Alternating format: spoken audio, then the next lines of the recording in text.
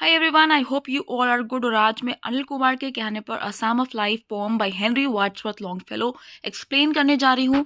बाकी जितने व्यूअर्स हैं जो मुझे कमेंट्स कर रहे हैं, काफ़ी सारे टॉपिक्स पेंडिंग है because I had been busy in my own marriage. I got married on 9 December 2022, but I assure you कि अब जितने भी टॉपिक्स रह गए हैं जो कमेंट्स में हैं, जो सजेशंस आप दे रहे हो, मैं ज़रूर उस पर वीडियो बनाऊंगी। तो फिलहाल इस वीडियो में मैं एक्सप्लेन करने जा रही हूँ a psalm of life by Henry Wadsworth Longfellow. Without wasting time let's get started. हमेशा की तरह मैं सबसे पहले टाइटल एनालिसिस करूंगी। यहाँ पे पोम का टाइटल है असाम ऑफ लाइफ। साम कहते हैं होली वर्ड्स को, ओके जैसे हिंदुओं में मंत्र होते हैं, ओके और मुसलमानों में कुरान की आयतें होती हैं। सेम बाइबल्स में कोट्स होते हैं, उन्हें हम वर्सेस भी कहते हैं। तो बाइबल के लिए जो पर्टिकुलर वर्ड होता है, जो कोट्स वगैरह के लिए, वर्सेस वगैरह के लिए, वो होता है साम। ओके, पी साइलेंट या। और जो इन कोट्स को क्रिएट कर रहा है उन्हें कहा जाएगा सामिस्ट। तो कुल मिला के असाम ऑफ लाइफ का मतलब क्या हुआ? लाइफ का मंत्र। ओके, वर्ड्स ऑफ लाइफ कि लाइफ कैसे जीनी चाहिए, इसका मंत्र हमें दे रहे हैं लॉन्गफेलो। ओके, अब यहाँ पे सॉन्ग ऑफ लाइफ भी वो अपने टाइटल रख सकते थे, लेकिन इन्होंने साम वर्ड क्यों यूज़ किया है? अगर साम वर्ड यूज़ किया है तो कहीं ना कहीं क्रिश्चियन बिब्लिकल कोट से कहीं ना कुछ तो कनेक्शन होना चाहिए। तो कनेक्शन क्या है वो मैं आपको समझाती हूँ। एक्चुअली इस पोम के जरिए Longfellow wants to question about the teachings of Sam's.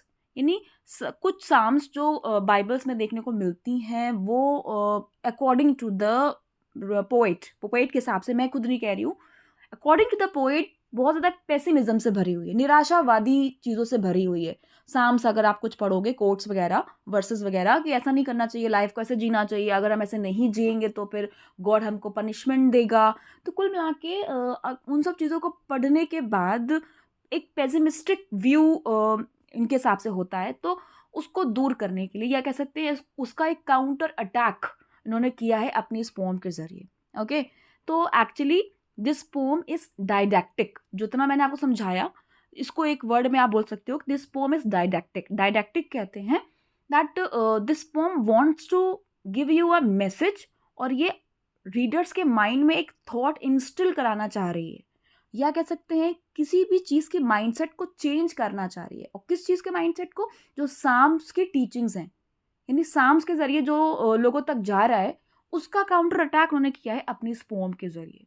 Okay, यही रीज़न है कि इस पोम का एक सब टाइटल है जो कि नेट वगैरह में भी पूछा जाता है। इसका सब टाइटल है what the heart of a young man said to the psalmist.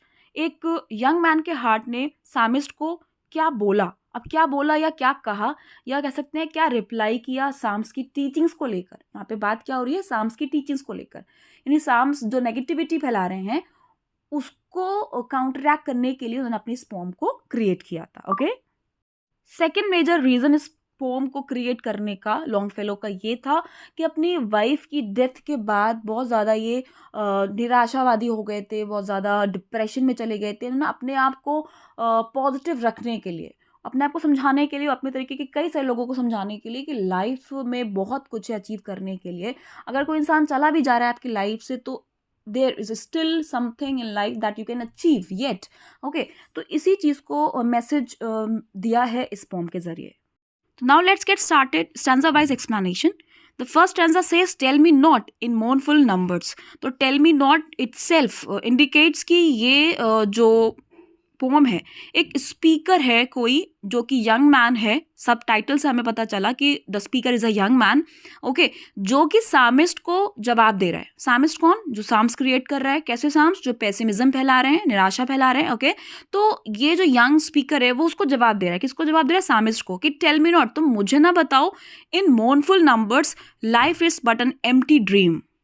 यहाँ पे मोurnful नंबर्स जो है, नंबर्स यानी फिगर्स, नंबर्स का मतलब यहाँ पे है वर्सेस ऑफ साम। बहुत इंपॉर्टेंट चीज़ है, मैं आपको जो बता रही हूँ। Mournful numbers here indicate the verses of psalm, जो कि हमें ये बताती हैं कि life is just a hollow dream. Empty dream means hollow dream. Life एक खोखला सा ड्रीम है, लाइफ में कुछ नहीं रखा है एंड ऑल। तो ये मोurnful नंबर्स उसको बोला जा रहा है, वर्सेस को। वो वर्सेस का जवाब दे रहे हैं अपने इस पोम के जरिए कि मुझे तुम ना बताओ कि लाइफ एक खाली ड्रीम है। Mainly, the poet denies that life is meaningless. Life is not a meaningless dream, it is not only filled with misfortunes, केवल इसमें मिसफॉर्च्यून्स ही नहीं है। ओके, तो ये बताना चाह रहे हैं इन लाइन्स के जरिए। For the soul is dead that slumbers and things are not what they seem. इस लाइन में मेटाफर यूज हुआ है। मेटाफर कहते हैं जब दो अनलाइक चीज़ों को, एक जैसी जो चीज़ें नहीं होती हैं उनको कंपेयर किया जाता है, एक जैसा बोला जाता है, और बिना लाइक बिना एज शब्द का यूज़ किए हुए। तो यहाँ पे सोल को क्या बोला जा रहा है? डेड बोला जा रहा है। Okay, for the soul is dead that slumbers, slumbers कहते हैं स्लीप्स को। यानी if your soul is sleeping only, अगर आपकी सोल सो रही है, सो रही का मतलब it is not ready to enjoy the life, और we can say it is not living fully to its desires. आप डिज़ायर्स को नहीं फॉलो कर रहे हो, you are going with the psalms only, so that means your soul is sleeping soul only. और आगे कह रहे हैं कि things are not what they seem, यानी जो चीज़ें आपको दिखाई जा रही हैं वर्सेस के जरिए, जो लाइफ है, थिंग्स का मतलब यहाँ पे क्या है? लाइफ में जितनी भी चीज़ें हैं। ओके, तो इफ वर्सेस के जरिए आप लाइफ को देख रहे हो, वही समझ रहे हो जो वो दिखा रहे हैं, तो ऐसा बिल्कुल भी नहीं है। यानी चीज़ें जो दिखाई जा रही हैं वो वैसी बिल्कुल नहीं है। ओके, तो फिर चीज़ें कैसी हैं वो सेकेंड स्टैंजा में बता रहे हैं। वो कह रहे हैं life is real, life is earnest and the grave is not its goal. यहाँ पे साम्स का जो पेसिमिस्टिक व्यू है उसको कंट्रास्ट कर रहे हैं और कह रहे हैं कि लाइफ एक केवल हॉलो ड्रीम नहीं है, बल्कि लाइफ एक सच्चाई है। Life is real, life is earnest. Earnest का मतलब होता है सिंसियर, सीरियस। ओके, यानी कि लाइफ एक कोई इल्यूजन नहीं है। ओके, इसलिए इसको वेस्ट नहीं होना चाहिए। ओके, वेस्ट नहीं होना चाहिए। ये कैसे पता चल रहा है? आगे लिख रहे हैं कि grave is not its goal. Grave means क्या होता है? कब्र। यानी आप जिंदगी जियो और मर के कब्र में दफन हो जाओ, this is not your goal. Okay, यानी मरना ही जिंदगी का एम नहीं है, लाइफ एक सच्चाई है। ओके, तो इन लाइंस के जरिए वो पॉजिटिविटी अपने रीडर्स में इंस्टिल करना चाह रहे हैं। तो बिब्लिकल व्यू को चैलेंज करते हुए उन्होंने लाइफ का एसेंस बताया है। ऐसा मैंने क्यों बोला? क्योंकि आगे की लाइन उन्होंने ले रखी है बाइबल से ही, dust thou art to dust returnest, यानी कि मिट्टी में है हम, मिट्टी में ही मिल जाना है। ये बहुत सारे रिलीज बुक्स में लिखा हुआ है। तो इस लाइन को वो एक तरीके से कॉन्ट्राडिक्ट कर रहे हैं कि ये जो बात बोली गई है केवल बॉडी के लिए बोली गई है। It was not spoken of the soul, आत्मा के लिए नहीं बोली गई है। And your soul can be everlasting. Soul एक ऐसी चीज है with which we can attain immortality. Okay, हम अमर हो सकते हैं। ओके, जैसे हर जगह भी हर हर रिलीजन में ये बताया गया है कि आत्मा मरती नहीं है। तो same concept is being told by the poet. Third stanza में बोल रहे हैं not enjoyment and not sorrow is our destined and और वे। तो इन लाइन्स के जरिए बता रहे हैं कि how life should be lived, किससे लाइफ को जीना चाहिए। तो ही सेइंग दैट कि केवल हमें खुशियाँ मिल जाए या फिर हमें सौरो ना मिले, ये हमारा अगर एम है, डेस्टिनी है हमारी, तो ये भी कोई तरीका नहीं है लाइफ को जीने का। यानी life is not the pursuit of happiness, कि हम हैप्पीनेस के पीछे भागे, या avoidance of sorrow. Not sorrow का मतलब अवॉइडेंस ऑफ सौरो, कि हम सौरो से पीछे भागे, कि हम सौरो नहीं आने चाहिए हमारी लाइफ में। So this is not the destiny of life. तो फिर what should be the destiny? आगे बता रहे हैं वो, but to act that each tomorrow finds us farther than today. यानी इंसान को एक्ट करना चाहिए, एक्शन करना चाहिए। एक्शन करने का मतलब ये है कि खुद को सुधारना चाहिए। यानी जो कमियां हमारे अंदर, जो फॉल्ट्स होते हैं, हर एक इंसान के अंदर कुछ ना कुछ कमियां होती हैं, दोष होते हैं, तो उस पर वर्क करना चाहिए। और ऐसे वर्क करना चाहिए कि ईच टुमारो, आने वाला जो हमारा कल है, वो हमारे पीछे वाले टुडे, यानी आज से क्या हो जाए, बेहतर हो जाए। यानी we should always try to improve ourselves. Okay, we should keep improving and we should try to be the better version of ourselves. यानी किसी और से बेहतर होने से अच्छा है कि आप खुद को चेक करिए, क्रॉस चेक करते रहिए कि आपके अंदर क्या क्या कमियां हैं, और अपने से ही बेहतर हर दिन बनने की कोशिश करिए। This should be your goal of life, और we can say destiny of life. Moving to the next stanza, art is long and time is fleeting. अभी उन्होंने बोला है कि टू एक्ट, यानी एक्शन करना चाहिए इंसान को, खुद को इम्प्रूव करना चाहिए। तो इसी चीज़ को आगे वो बोल रहे हैं कि आर्ट इज लॉन्ग। यहाँ पे आर्ट का मतलब वो ड्राइंग वगैरह नहीं है, आर्ट का मतलब है वर्क, जो भी आप एक्शन करते हो। ओके, यानी अपने को अच्छा बनाने के लिए इंसान अलग अलग फील्ड में जाता है, तो उन सभी चीज़ों को वो आर्ट बोल रहे हैं कि जो भी एक्शन आप कर रहे हो, जो भी रिस्पॉन्सिबिलिटीज आपकी हैं, it is long, that means it is always growing. Okay, but you should always remember कि टाइम इज फ्लीटिंग। आपकी जिम्मेदारियां बहुत हैं, काम बहुत हैं आपके पास, यानी सीखने की चीज़ें या कह सकते हैं अपने को सुधारने की चीज़ें बहुत हैं। फिर भी ये ज़रूर ध्यान रखिए कि टाइम इज फ्लीटिंग, टाइम भाग रहा है, यानी टाइम किसी का नहीं है, टाइम वेट्स फॉर नन। और जो हमारे हार्ट्स हैं, यहाँ पे हार्ट्स का मतलब हमारी जिंदगियों से है, यानी हमारे दिल अगर जब तक चलता रहता है, उसमें धड़कन चलती रहती है, तो हमारी ज़िंदगी रहती है। और अगर हार्ट काम करना बंद कर देते हैं तो हमारी ज़िंदगियाँ ख़त्म हो जाती हैं। तो यहाँ पे हार्ट्स का मतलब क्या है? लाइफ, यानी हमारी जो जिंदगियाँ हैं, भले ही ऊपर से देखने में वी आर स्टाउट, स्टाउट कहते हैं स्ट्रॉन्ग, हेल्दी, पावरफुल, ओके, भले ही हमारे हार्ट्स अभी चल रहे हैं, अच्छे हैं, ब्रेव हैं, we are living our life peacefully, carefully, फिर भी स्टिल मतलब फिर भी लाइफ मफल ड्रम्स, हमारे हार्ट्स कैसे हैं? मफल ड्रम की तरह है। मफल में से क्या होता है? म्यूटेड, यानी वो ड्रम्स जो हम सुन नहीं पा रहे हैं, बज तो वो रहे हैं, हम सुन नहीं पा रहे हैं। इसका मतलब क्या है? आगे are beating funeral marches to the grave, क्योंकि टाइम आगे बढ़ रहा है, हमारी धड़कनें भी चल रही हैं, तो एक तरीके से हमारी जिंदगी मौत की तरफ ही बढ़ रही है। तो कुल मिला के कहने का मकसद ये है कि काम करने को बहुत कुछ है, सीखने को बहुत कुछ है, लेकिन आपको ये दिमाग में रखना है कि टाइम किसी का इंतजार नहीं करता है, यानी time should not be wasted and we should keep improving. Moving to the next beautiful stanza, in the world's broad field of battle, in the bivouac of life, be not like dumb, driven cattle, be a hero in the strife. World means दुनिया, broad मतलब चौड़ा, field of battle मतलब लड़ाई का मैदान। तो दुनिया के लड़ाई के मैदान का मतलब यहाँ पर है दुनिया का वो फील्ड जहाँ पर हम अपनी ड्यूटीज़ को प्ले करते हैं, परफॉर्म करते हैं, और उसमें या तो हमें डिफीट मिलती है या हमें विक्ट्री मिलती है। तो बैटल का मतलब क्या? लड़ाई का मैदान नहीं है यहाँ पे, वो पर्टिकुलर लाइफ हमारी जिसमें हम उतरते हैं, ड्यूटीज़ को प्ले करते हैं, रिस्पॉन्सिबिलिटीज़ को प्ले करते हैं। सेकेंड लाइन में लिखा है इन द बिवॉक ऑफ लाइफ, यानी बिवॉक कहते हैं कैंप को जहाँ पे इंसान शेल्टर लेता है। तो जो लाइफ हमें मिली हुई है, जिस लाइफ को हम सर्वाइव कर रहे हैं या जिस दुनिया में हम जी रहे हैं, उसमें हमें क्या नहीं होना है? आगे लिखा है बी नॉट, नहीं होना है लाइक डम, डम लोगों की तरह नहीं होना है। और डम यहाँ पे एनिमल्स को बोला गया है ड्रिवन कैटल।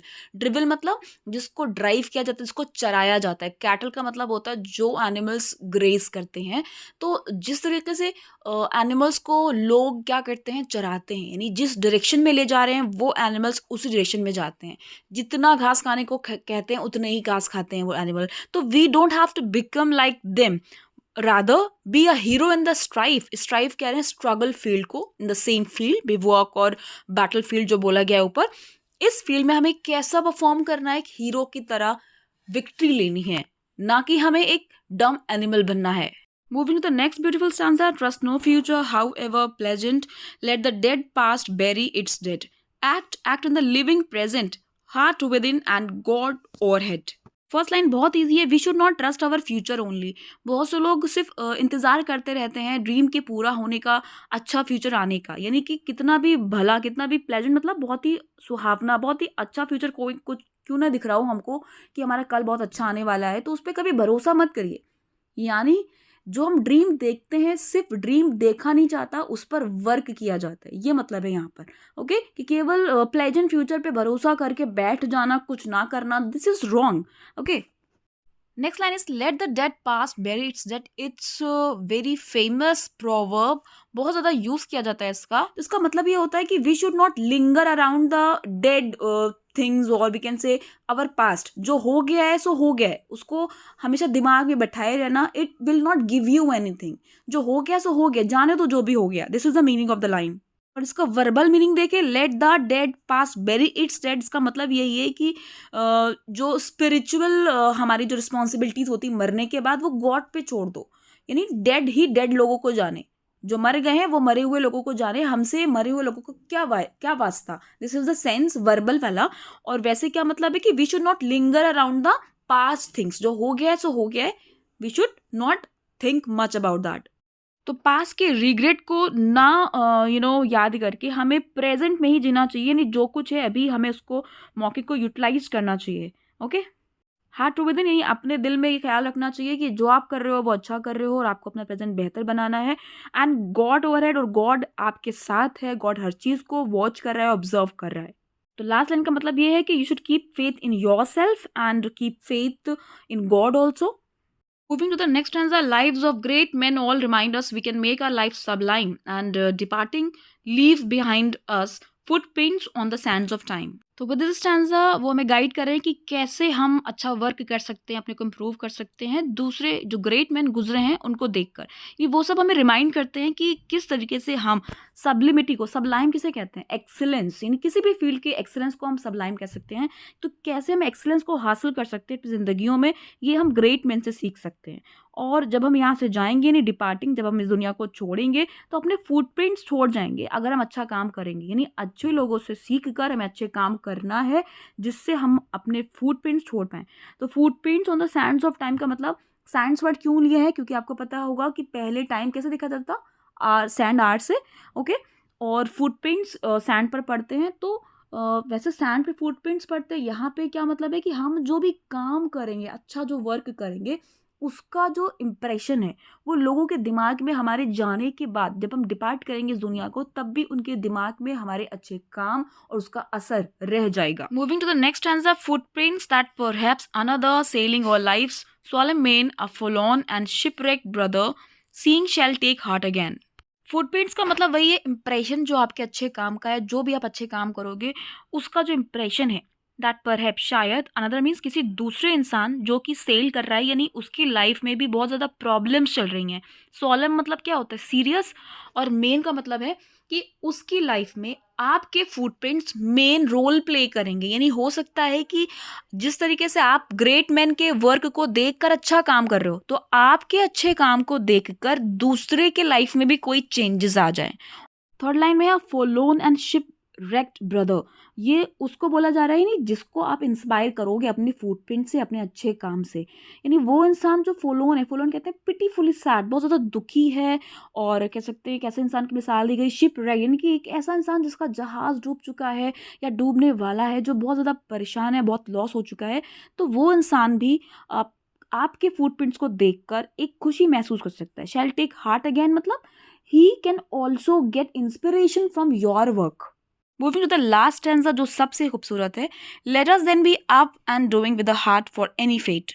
तो जो यंग स्पीकर अभी तक साम्स के अगेंस्ट रीडर्स के माइंड में एक थॉट इंस्टिल कर रहा है ऑप्टिमिज्म को लेकर, तो यहाँ पे वो एक कंक्लूजन दे रहा है, लेट अस, यानी अब हम क्या करें, चलो इतना उसने जो आइडिया दिया कि अब हम क्या करते हैं, be up and doing, we should now grow up, we should now move, अब हमें उठ जाना चाहिए और कीप डूइंग समथिंग, हमें कुछ करना चाहिए with the heart for any fate, और इस दिल से अपने को तैयार करना चाहिए कुछ करने के लिए। हम किसी भी फेट मतलब डेस्टिनी, लक, यानी हमारे सामने जो भी लक हमारे साथ रहेगा, हम सारी कंडीशन, सारी सिचुएशंस के लिए तैयार रहें। हमारा दिल ऐसा होना चाहिए कि हम हर चीज़ को फेस कर पाएँ। स्टिल अचीविंग, हमेशा अचीव करते रहें, भले ही हमें रास्ते में फेलियर्स मिले लेकिन तब भी हम अचीव करते रहें। स्टिल परसुइंग मीन्स फॉलोइंग, यानी अपने मन को, अपने दिल को सुनते रहें।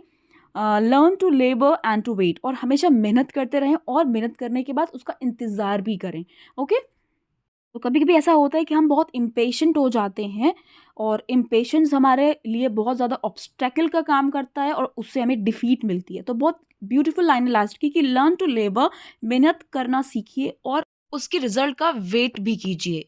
How was the video? Please let me know in the comment box. Thank you for clicking.